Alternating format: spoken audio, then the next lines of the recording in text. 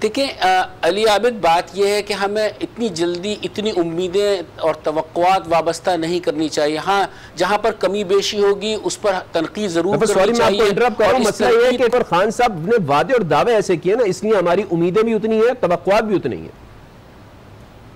उनके वादों और दावों की वजह से हम ये रोज़ाना की बुनियाद पर प्रोग्राम कर रहे हैं, जो उन्होंने 100 दिन का एजेंडा दिया है। जहां वो अच्छा काम करते हैं उसकी हम तारीफ करते हैं, जहां पे कहीं हमें कमी बेशी नज़र आती है और वो सिर्फ दावा नज़र आता है उस पर हम तनकीद करते हैं। लेकिन इसमें साथ साथ मैं ये कहूँगा कि इसमें सिंध हुकूमत का एक बड़ा किरदार होगा और बहुत सारे मामला 18वीं तरमीम के बाद सिंध हुकूमत की तरफ आएंगे। गो कि इस वक्त जिस तरीके से मुराद अली शाह की मीटिंग हुई, एक थोड़ा सा आपने देखा होगा कुछ ट्रांसफ़र पोस्टिंग के हवाले से उन्होंने अपने तहफ़्फ़ुज़ात का इजहार किया। तो मेरे ख्याल में आने वाले दिनों में वफाक को ये चाहिए कि वो सूबे को इस तरह के मौके ना दे। इसी तरीके से आपने कराची का जो मंजर पेश किया है, इस पे एक बात मैं ये कहूँगा कि कराची के असल जिम्मेदारी में जिसको मैंडेट मिला, जिसके पास इख्तियार थे, जिसके पास वसाइल थे, उसने इस शहर को डिलीवर नहीं किया।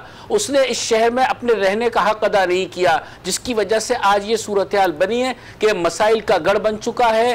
और आपने ये देखा होगा कि वज़ीर आज़म की आमद से कबल एक मरतबा फिर डैमेज होता हुआ नज़र आ रहा है। तो मेरे ख्याल में इस पर फोकस करना चाहिए पुलिस के साथ और सिंध हुकूमत के साथ मिलकर, और वफाक को बहुत सारे मामलात में कम से कम अच्छे ताल्लुकात रखने चाहिए। और उसके लिए उन्होंने जिस तरह गवर्नर सिंध को नामजद किया है, वो एक रोज़ाना की बुनियाद पर एक वर्किंग अच्छी रिलेशनशिप कायम करें वज़ीर आला के साथ और इस शहर के मसाइल को मिलकर हल करें। अगर इस तरह से नहीं होगा और कहीं पर भी सियासत का अंसर नुमाया हुआ तो उसके बाद मामला जो आप जिनका जिक्र कर रहे हैं वो तो तहरीक इंसाफ के वफाक में इत्तेहादी है ना। तो रमेश साहब, अब जरा यही सवाल आपकी तरफ लेकर आ जाता हूँ।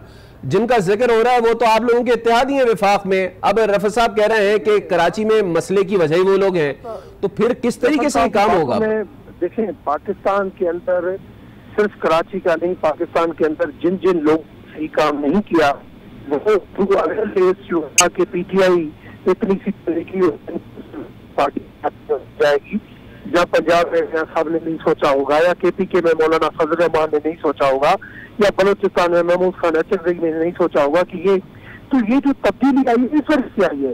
अब आदमी की उम्मीद है कि बहुत जल्दी हो जाए, मगर प्रैक्टिकली हर चीज में इतनी पॉसिबल नहीं है। मगर खान साहब की विल है कि ये चीजें हो और बेहतरी की तरफ जाए माजी में, और नहीं तो हम भी दूसरों की तरह माजी हो जाएंगे।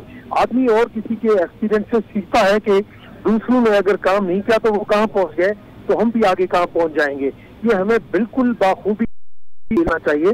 मैं समझता हूँ अच्छे की उम्मीद रखें। रमेश साहब, आप मैंने सवाल को समझे। सवाल हमारा ये है कि जो मसाइल की वजह है वो इस वक्त आपके इत्तेहादी हैं, जिनको कहा जाता है कि कराची जिनकी वजह से तरक्की नहीं कर सकते। सर पहले क्वेश्चन तो सुन ले। अब मसला ये कि टॉनिक जो है वही बिकेगा, बस डब्बा चेंज हो जाएगा, लेकिन टॉनिक तो वही रहेगा ना। मैं कहता हूँ वो MQM अल्ताफ की, ये MQM पाकिस्तान है, इसके अंदर भी इलेक्शन के लोग होते हैं, साफ हो जाते हैं।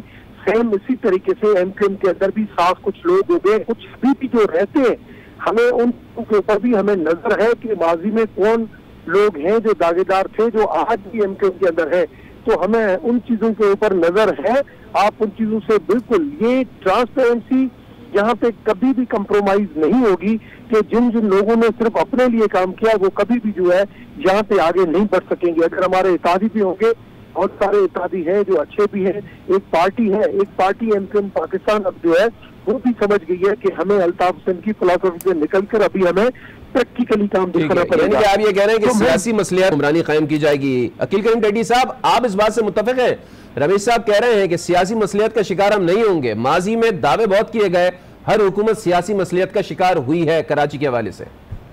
देखिए, सियासी इशू और तो रहेगा, क्योंकि हर आदमी, जाहिर बात है, उसकी ख्वाहिश होती है कि काम में रुकावट डाली जाए। पाकिस्तान में उमूमन गवर्नमेंट और अपोजिशन में बहुत ज्यादा डिफरेंसेस होते हैं, और जाहिर बात है जो अपोजिशन में होता है उसकी यही ख्वाहिश होती है। लेकिन यहाँ थोड़ा सा मुख्तलिफ इसलिए है कि कराची के हवाले से, चाहे वो पीपल्स पार्टी हो या PTI, उन सूरत में इस सिटी को बेहतर किया जाए, क्योंकि यही सिटी बेहतर करेंगे तो पाकिस्तान बेहतर होगा। और ये वजीर आजम ने बिल्कुल पाकिस्तान दिया है कि कराची अगर ग्रो करेगा तो पाकिस्तान ग्रो करेगा। तो जब ये लोग फोकस हुए हैं तो इंशाअल्लाह ताला उम्मीदें रखनी चाहिए, क्योंकि कराची के हवाले से बात भी हो रही है और पिछले 1 साल में हम देख रहे हैं कि कराची में कुछ देख रहे हैं कि काम हो भी रहा है और आगे उम्मीदें भी बेहतर है।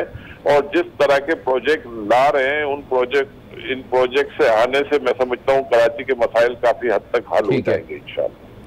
चलिए रफत, अब जरा आपकी तरफ आऊंगा। ये जो पीटीआई और पीपल्स पार्टी के इत्तेहाद की बात हो रही है, ये मुलाकात भी हुई थी खान साहब की भी और मुराद अली शाह साहब की भी। अब उसमें सबसे बड़ा मसला तो यही रहेगा ना कि सूबाई हुकूमत क्या करेगी, फेडरल हुकूमत क्या करेगी। फेडरल हुकूमत पैसे देगी तो सूबाई हुकूमत उसको खुद लगाएगी, या फेडरल हुकूमत खुद जो है वो उस पैसे को लगाएगी। इंप्लीमेंटेशन किस तरीके से होगी, प्रोजेक्ट्स कौन डिफाइन करेगा कि कहां प्रोजेक्ट बनना है कहां नहीं बनना है। और सबसे बड़ा मसला तो क्रेडिट का होगा, क्योंकि सियासत चलेगी क्रेडिट पे। अब अगले आम इंतखाबात में जाना होगा तो बताना होगा कि हमने 5 साल क्या किया। अगर पीपल्स पार्टी क्रेडिट ले लेगी तो पीटीआई कहेगी पैसा हमारा, क्रेडिट पीपल्स पार्टी का। तो अब इस सारे मसले से किस तरीके से निपटा जाएगा, क्योंकि आपने उस मुलाकात को भी जरा कवर किया था जो सीएम सिंध और प्राइम मिनिस्टर के दरमियान हुई थी।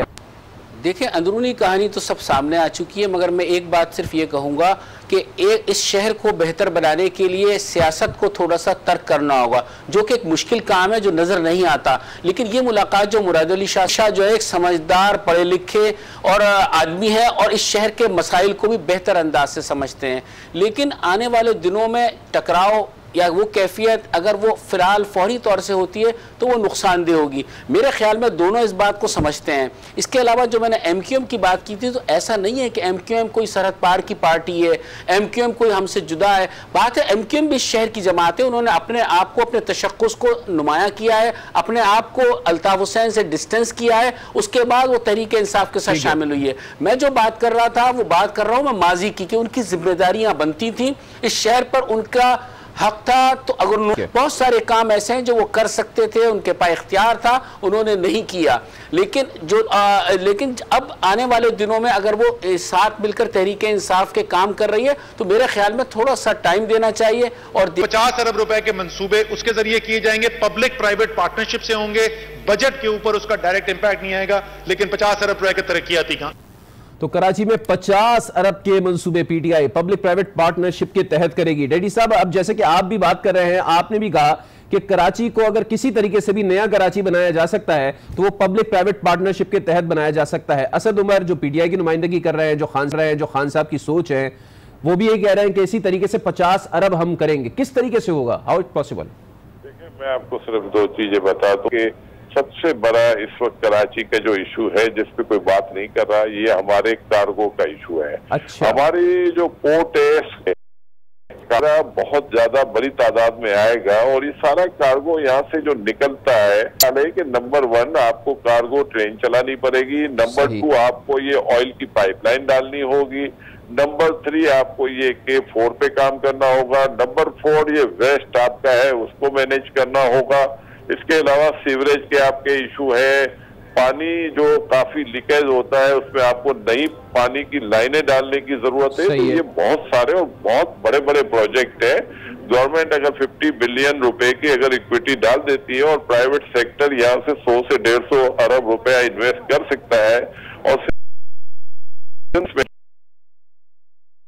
जुल के ये सारे प्रोजेक्ट हो सकते हैं। और ये प्रोजेक्ट ये नहीं है कि रातों रात हो जाएंगे, ये 1.5 साल के प्रोजेक्ट हैं। और मैं समझता हूं कि अगर इसको फौरी तौर पे अगर अमली जामा पहनाया जाए तो ये सारे प्रोजेक्ट आगे बढ़ सकते हैं। तो मेरा ख्याल है कि इसमें बहुत सारे लोगों की जरूरत है, प्राइवेट सेक्टर के बगैर ये सारे काम हो नहीं सकते। ठीक है, आप कह रहे हैं प्राइवेट सेक्टर के बगैर जो है वो कराची को तब्दील नहीं किया जा सकता। एक लाइव कॉलर है कराची से, साकिब, उनसे बात करते हैं। जी साकिब, क्या कहेंगे आप? अस्सलाम वालेकुम। वालेकुम सलाम। मैं रमेश साहब से बात करना चाह रहा हूँ। जी जी बोलिए। अच्छा, रमेश साहब को ये पता कीजिएगा इनसे में रिहायशियों और जिस वक्त NA 245 का इलेक्शन हो रहा था उस वक्त तामिल याका साहब कंप्लेन कर रहे थे और वो कह रहे थे कि मैं इसको एरिया को लीज करवा दूंगा, आपका हक हो, आपके हक आपको मिल जाएंगे। वजीर आजम साहब कराची आए, उन्होंने ऐसा कोई फैसला नहीं किया, कुछ भी नहीं किया, यहाँ तक कि बात भी नहीं। उसके बाद NA 245 से जो तामिल याका साहब जीते थे उन्होंने अब तक कुछ कहा भी नहीं उस चीज पर। मैं रमेश कुमार साहब से कमेंट जानना चाह रहा हूँ इस बात पे। चलिए ठीक है साकिब साहब, अभी चूंकि रमेश कुमार साहब की लाइन ड्रॉप हो गई है, जो ही वो आएंगे तो आपका ये सवाल उन तक पहुंचाएंगे। अभी हम रफत सही से पूछ लेते हैं जो हमारे ब्यूरो चीफ कराची हैं उनसे। रफत, ये भी जिस तरीके से कॉलर साकिब साहब कह रहे हैं कि मार्टिन कॉर्डर का एक मसला था, आमिल लियाकत की चूंकि वो कॉन्स्टिट्यूंसी में आता है, तो उन्होंने जब वो इलेक्शन कैंपेन चला रहे थे तो वादे तो कर लिए कि हम आपको जो है वो मालिकाना हुकूक दिला देंगे, अब कुछ नहीं है, टाई टाई फिश। देखिए टाई टाई फिश तो नहीं, ये भी वादा एक इंतखाबी वादों की तरह से था, लेकिन इस सारे मामले में दिलचस्पी तो उस वक्त तमाम ही सियासी जमातों ने ली, लेकिन अब उस तरह से इस पर तवज्जो नहीं दी जा रही। लेकिन कहा यही जा रहा है कि जो ये जगह थी, ये सरकारी जगह है, इसके मुतबादिल के तौर ये अब लोग जो यहाँ पर रह रहे हैं वो इस पर हकूक़ मिल्कियत नहीं रखते, जिसकी वजह से उन्हें यहाँ से बेदखल किया जा रहा है, ये भी साथ साथ कहना है। तो मेरे ख्याल में ये मसला जब तक कि वफाक इसमें दिलचस्पी नहीं लेगा उस वक्त कि मसला सॉल्व नहीं होगा। मैं एक बात ये कहूँगा, अकील साहब ने कुछ बातों की तरफ तवज्जो दिलाई, यकीनन ये बुनियादी चीज़ें हैं, लेकिन कराची का मास्टर प्लान जिसका कि खुद वज़ीर आज़म ने जिक्र किया है, उस प्लान बड़ा अमल दखल है। आप देखें जिस तरीके से यहाँ पर गैर कानूनी तामीरात हो रही है, जहाँ पर इस सवाल को लेकर एक बार फिर आपकी तरफ आऊंगा, चूंकि रमेश साहब हमारे साथ एक बार फिर मौजूद हैं। तो अभी जो NA 245 के हवाले से सवाल हुआ है मार्टिन कॉर्डन के हवाले से, जरा ये सवाल उनसे कर लेते हैं। रमेश साहब, अभी आपकी टेलीफोन लाइन कट गई थी तो एक कॉलर हमारे साथ आए थे और वो चूंकि मार्टिन कॉर्डन के रिहायशी हैं, वो कह रहे हैं कि आमिल लियाकत ने तो वादा किया था जब इलेक्शन कैंपेन चलाई जा रही थी, PTI के दीगर लोग आते थे उनके साथ वादा किया करते थे कि जब PTI की हुकूमत आएगी तो मालिकाना हुकूक मिल जाएंगे मार्टिन कॉर्डन वालों को। अब तो जबरदस्ती हमें घरों से निकाला जा रहा है, तो हम क्या समझेंगे? बस आमिल लियाकत ने अपने तौर पर ही वादा कर लिया था, ये इसको PTI ओन करती है? जी रमेश साहब, मेरे ख्याल में लाइन ड्रॉप हो गई है। ठीक है रफत, आप जो सिंध बिल्डिंग कंट्रोल अथॉरिटी की बात कर रहे थे वो कंटिन्यू कीजिएगा।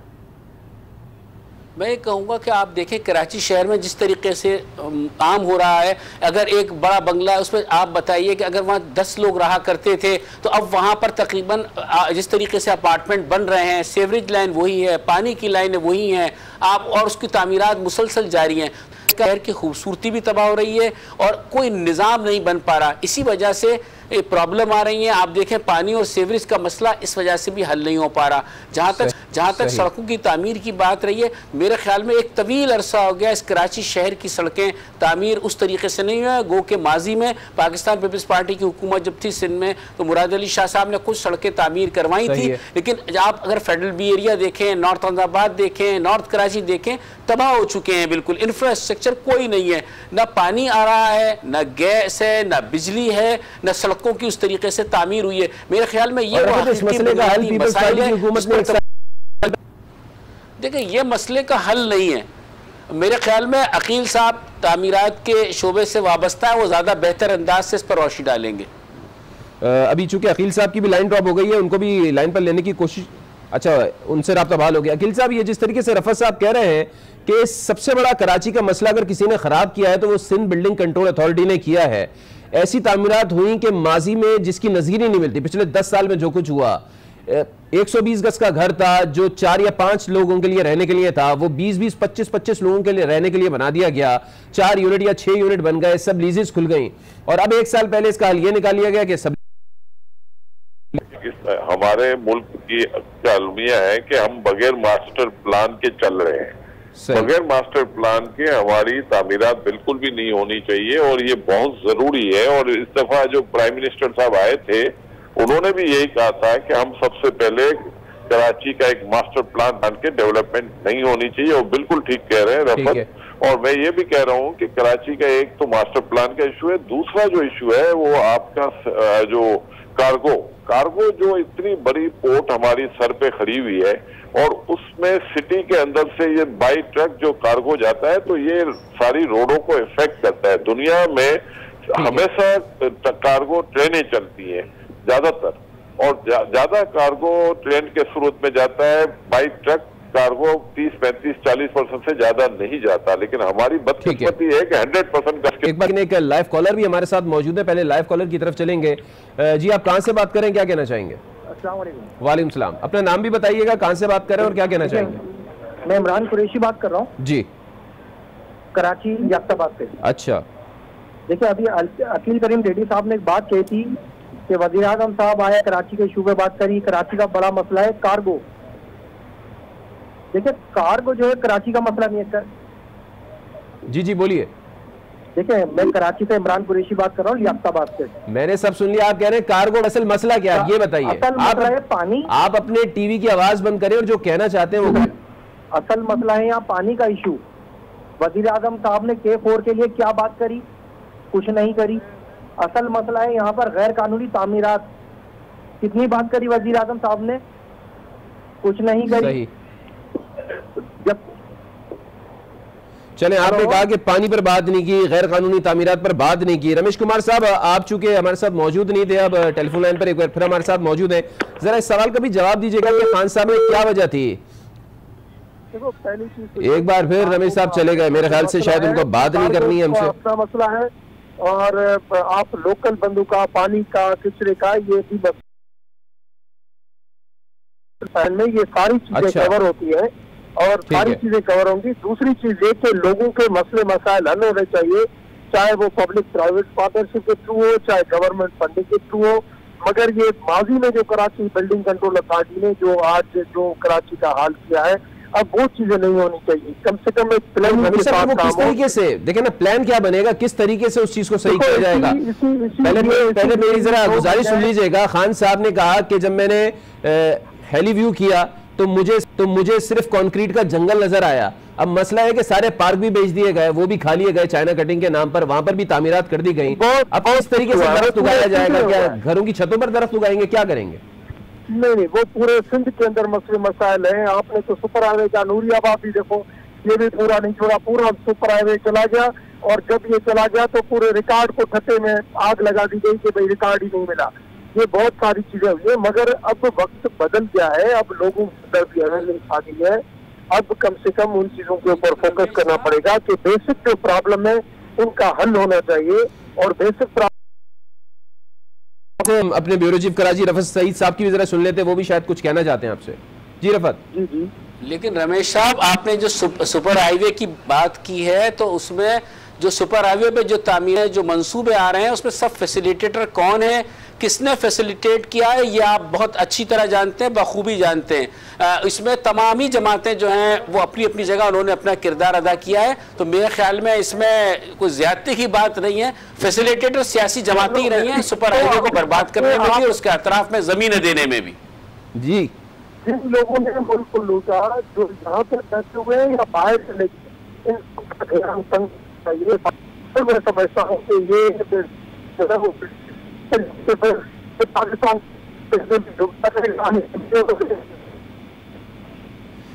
रमेश साहब की आवाज हम तक सही तरह नहीं पहुंच पा रही है। एक बार फिर उनको टेलीफोन लाइन पर लेने की कोशिश करेंगे। अभी एक कॉलर हमारे साथ मौजूद है।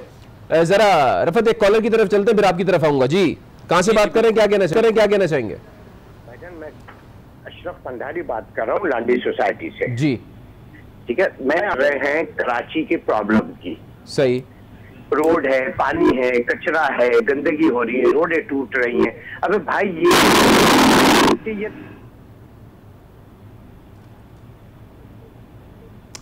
मेरे ख्याल में मेरी आवाज आ रही है आपको? जी आ रही है। जी बोलिए।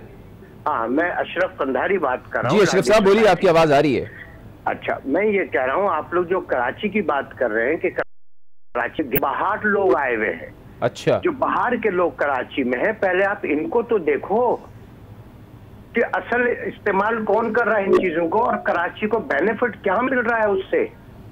लेकिन अशरफ साहब, सूबाई हुकूमत भी जो है वो सिंध वालों की है और कराची में भी जो है वो इस वक्त बल्दियाती हुकूमत कराची वालों की है। बहरहाल आपने एक बड़ा आम नुक्ता उठाया है। रफत आप कुछ कहना चाहते थे और आप भी जरा इस बात पर रोशनी डालीजिएगा, क्योंकि अब ये मुसलसल सवाल किया जा रहा है कि कराची के मसाइल का तो जिक्र कर रहे हैं, लेकिन ये हुए क्यों, किस वजह से हुए, किन लोगों ने पैदा किए, उस पर सवाल नहीं होता। एक बात मेरे ख्याल में वफाकी हुकूमत पे तवज्जो भी देगी कि जो भी जिस किस्म का भी आदमी हो, अगर डैम फंड में पैसे दे देता है तो उसके सारे जराइम माफ हैं। मेरे ख्याल में ये नहीं होना चाहिए। ये जरूर देखना चाहिए इसका माजी क्या है, ये करता क्या है और ये कर क्या रहा है। और इसके उनकी बात दुरुस्त भी है। और एक लिहाज से ये है कि कराची कास्मोपोलिटन शहर है। इस शहर में हर जबान बोलने वाला, हर रंग और नस्ल का आदमी मौजूद है। यहाँ के वसाइल बढ़ाने चाहिए, यहाँ उन चीज़ों को यकीनी बनाना चाहिए कि यहाँ मसाइल उस तरह के ना आए। बहरहाल आप किसी को आने से रोक नहीं सकते, लेकिन इस शहर को बेहतर बनाने में सबको अपना किरदार अदा करना होगा। और माजी में इस शहर में जो कुछ हो चुका है, मेरे ख्याल में अब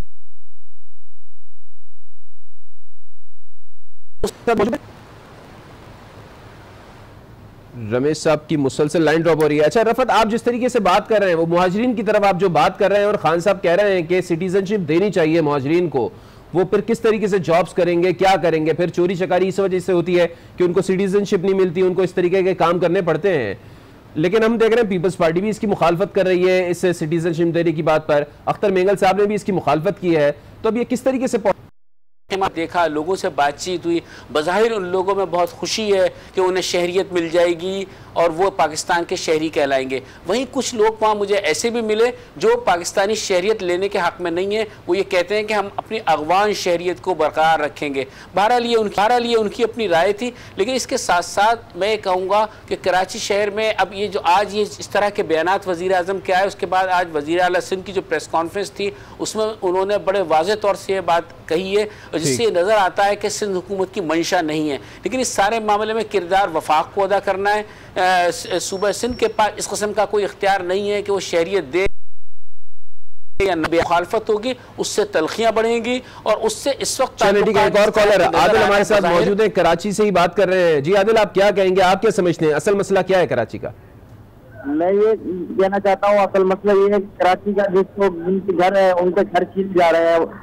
तब्दीली के नाम पे जो वोट लिया जा रहा है उनको ये चाहिए कि यार जिनके घर छीने गए उनको दोबारा घर तो दिया जाए। वो बेचारे दर बदर की ठोकरें खा रहे हैं। आप सीवरेज का निजाम भी ठीक करेंगे, वो भी करेंगे, जो बेकार हो चुके हैं उनको घर कौन देगा? आप न्यू घर कंस्ट्रक्शन के लिए कह रहे हैं, न्यू कंस्ट्रक्शन तो होती रहेगी, जिनके घर पहले छीने थे उनको कौन देगा? हेलो, चले आपका देखिए, बिला तखसीस कार्रवाई करना होगी। जिस तरीके से इस्लामाबाद में एक कार्रवाई हुई, आपने देखा वहाँ किस तरीके से उन्होंने तमाम गैर कानूनी तामीरात को गिराया। कोई असर रसूख जो है किसी किस्म की सिफारिश उसको सामने नहीं रखा गया। तो कराची में भी इसी किस्म के इक़दाम करने होंगे, बल्कि पूरे सूबे या पूरे मुल्क में इस किस्म के इक़दाम कर रहे होंगे और बिला तखसीस कार्रवाई होगी तो कोई चीज़ बेहतरी की तरफ जाएगी। ठीक है, बिला तखसीस कार्रवाई करनी होगी और एक एक्शन प्लान देना होगा कराची के लिए। उसके बाद ही हम देखेंगे कि कराची के मसाइल हल हो सकेंगे, क्योंकि कराची इस वक्त उम्मुल मसाइल है, तो इतनी आसानी से कराची के मसलों को हल नहीं किया जा सकता। रफत सईद, आप हमारे साथ मौजूद रहे, आपका बहुत शुक्रिया। अकील करीम डैडी हमारे साथ मौजूद थे टेलीफोन लाइन पर, आपका भी बहुत शुक्रिया। रमेश कुमार साहब, आप हमारे साथ मौजूद रहे, आपका भी बहुत शुक्रिया। मुझे दीजिए इजाजत, आज के साथ रहिए।